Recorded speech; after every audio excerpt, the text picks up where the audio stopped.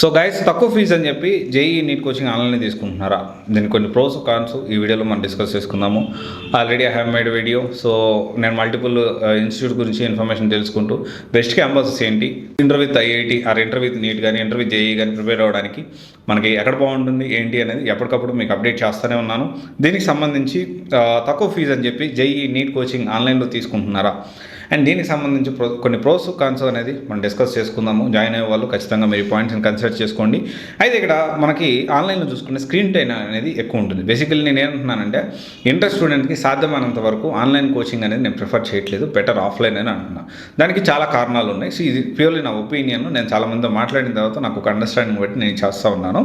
And screen time ఎలా అంటే screen time ఏంటి, దానికి సంబంధించి ఎక్కువ టైం మనం 7-8 గంటలు 6 గంటలు మన ఫోన్ ముందు కానీ సిస్టమ్ ముందు కానీ ల్యాప్టాప్ ముందు కానీ లేదా ఐప్యాడ్ ముందు కానీ కూర్చోవడం అనేది చిన్నపిల్లలకి అండ్ ఇంటర్ పిల్లలకి అదంతా మంచిది కాదు. డెఫినెట్లీ చాలా ఆరోగ్య సమస్యలు వస్తూ ఉంటాయి. తర్వాత సెల్ఫ్ ఇంట్రెస్ట్ ఉండాలి, ఒక ప్రాపర్ స్కెడ్యూల్ ఉండదు.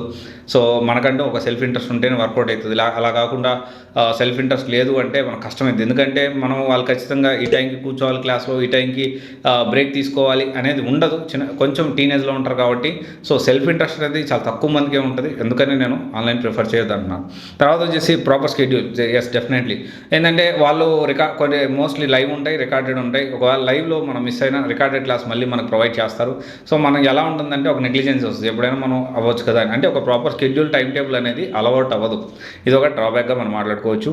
అండ్ తర్వాత చూసుకుంటే టెక్నికల్ ప్రాబ్లమ్స్ వస్తాయి. మన దగ్గర నెట్వర్క్ లేకపోయినా, వాళ్ళ దగ్గర నెట్వర్క్ లేకపోయినా, లేకపోతే యాప్ పని చేయకపోయినా, లేకపోతే ఏదైనా రీజన్స్ వల్ల టెక్నికల్ ప్రాబ్లమ్స్ కూడా ఎక్కువ వచ్చేదానికి ఛాన్స్ ఉంది. దానివల్ల క్రూషియల్ టైంలో మనకి ఇబ్బందులు తలెత్తేదానికి అవకాశం ఉంటుంది.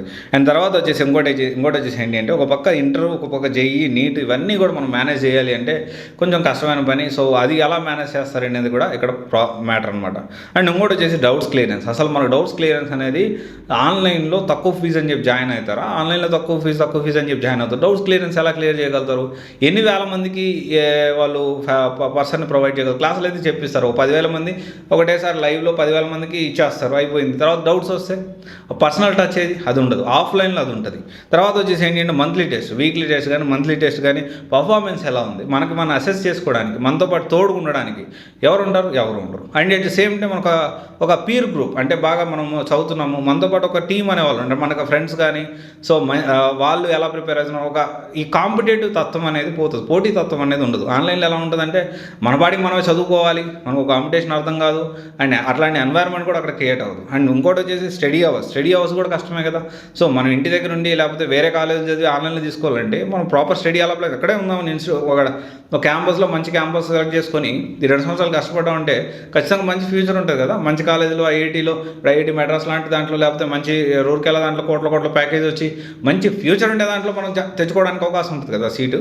సో ఇది కూడా మనం అర్థం చేసుకోవాలి. దాని తర్వాత వచ్చేసి మనం ఎలా ఉంటుందంటే ఒక్క బ్రాంచ్లో ఒక 2-3 బ్రాంచ్లు బాగుంటాయి. ప్రతి ఇన్స్టిట్యూట్ టాప్ ఇన్స్టిట్యూట్స్ అంతా కూడా జేఈ నీట్ కోచింగ్ సెంటర్ ఇవే చేస్తున్నాయి.